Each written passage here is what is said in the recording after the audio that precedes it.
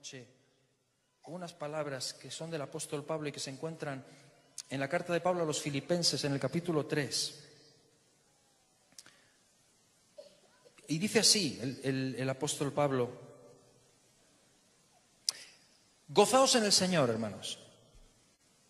A mí no me es molesto el escribiros las mismas cosas, y para vosotros es seguro. Guardaos de los perros, guardaos de los malos obreros, guardaos de los mutiladores del cuerpo, porque nosotros somos la circuncisión, los que en espíritu servimos a Dios y nos gloriamos en Cristo Jesús, no teniendo confianza en la carne, aunque yo tengo también de qué confiar en la carne. Si alguno piensa que tiene de qué confiar en la carne, yo más, dice Pablo. Circuncidado al 8º día, del linaje de Israel, de la tribu de Benjamín, hebreo de hebreos, en cuanto a la ley, fariseo, en cuanto a celo, perseguidor de la iglesia, en cuanto a la justicia que es en la ley, irreprensible. Pero, ¿cuántas cosas eran para mí ganancia? Las he estimado como pérdida por amor de Cristo. Y ciertamente aún estimo todas las cosas como pérdida por la excelencia del conocimiento de Cristo Jesús, mi Señor, por amor del cual lo he perdido todo y lo tengo por basura, para ganar a Cristo y ser hallado en Él, no teniendo mi propia justicia que es por la ley, sino la que es por la fe de Cristo, la justicia que es de Dios por la fe, a fin de conocerle y el poder de su resurrección y la participación de sus padecimientos, llegando a ser semejante a Él en su muerte, si en alguna manera llegase a la resurrección de entre los muertos. No que lo haya alcanzado ya, ni que ya sea perfecto, sino que prosigo por ver si logro asir aquello para lo cual fui también asido por Cristo Jesús. Hermanos, yo mismo no pretendo haberlo alcanzado ya, pero una cosa hago: olvidando ciertamente lo que queda atrás y extendiéndome a lo que está delante, prosigo a la meta, al premio del supremo llamamiento de Dios en Cristo Jesús. Amén. Quería compartirles estas palabras del apóstol Pablo porque esta carta es la carta a los Filipenses. Y el Pablo que está escribiendo aquí no es un joven, no es un neófito, no es alguien que comienza con la ilusión del principiante y que tiene sueños en su cabeza y entusiasmo. Es un hombre maduro ya. Filipenses es de las últimas cartas que le escribe. No estamos hablando del típico jovencito que comienza. Estamos hablando de alguien que ya tiene, como dijo en Gálatas, en una de sus primeras cartas, las marcas de Cristo en su cuerpo. Estamos hablando de un hombre que algunos lo citan como el paradigma de victoria sobre victoria y de grandes logros y de grandes tremendos triunfos.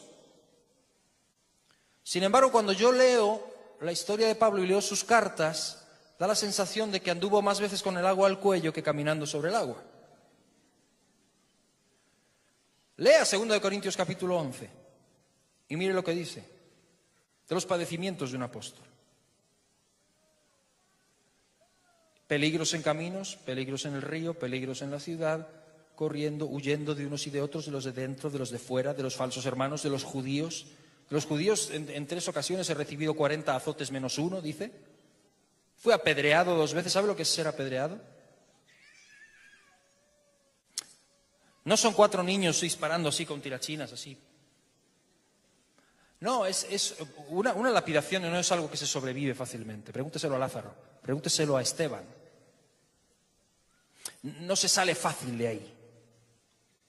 Y sin embargo, este hombre, y en una ocasión en la que mi opinión personal es que Dios lo levantó, porque imagínense, eso no se sobrevivía, eso se hacía una zanja en el suelo y salía toda la gente con las piedras y las dejaban caer sobre el cuerpo, lo reventaban literalmente, al final solo quedaba una pila de piedras así y un hilito de sangre que salía.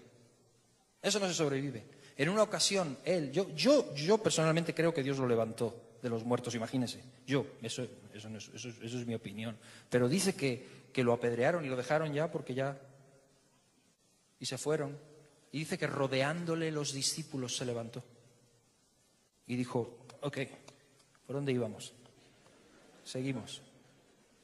Ese es Pablo. Y entonces escribe aquí al final de su vida, y cuando uno lee aquí en Filipenses, da la sensación de que está con una Coca-Cola sentado ahí atrás en algún despacho, en alguna oficina con aire acondicionado y diciéndole al escriba, escribe, regocíjense en el Señor, otra vez les digo regocíjense. Está en una cárcel fría y húmeda con los pies en el cepo, ¿ok? Cuando escribe eso.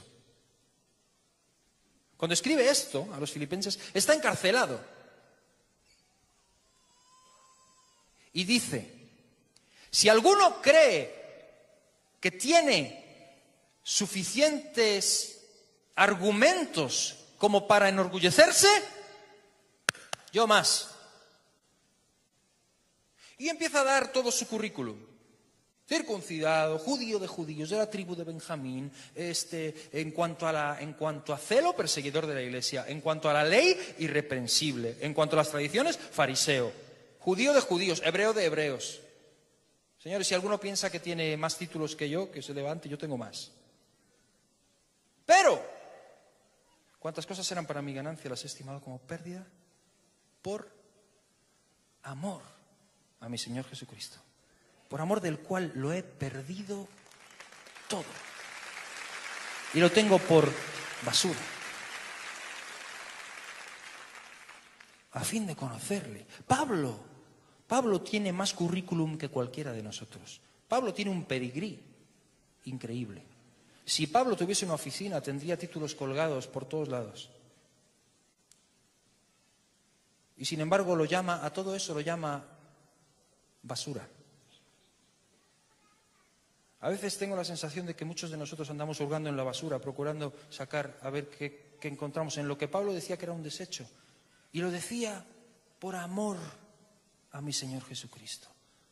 Y lo que yo siento, mis hermanos, y compartir con ustedes en esta noche es esto, todo lo que no nazca de un corazón absolutamente apasionado por Jesucristo, no sirve.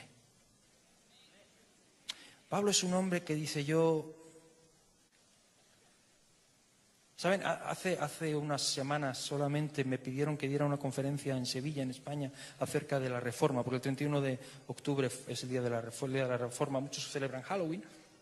Nosotros celebrábamos el día de la Reforma cuando Lutero clavó las 95 tesis en la Universidad de Wittenberg y estuvimos recordándolo y me pidieron que hablase acerca de ese tema. Hablé acerca de este hombre y recordamos algunas de las cosas y de cómo lo que él defendió, lo que Lutero defendía es lo mismo que defendía Pablo. Sola Escritura, sola gracia, sola fe. El justo vivirá por la fe.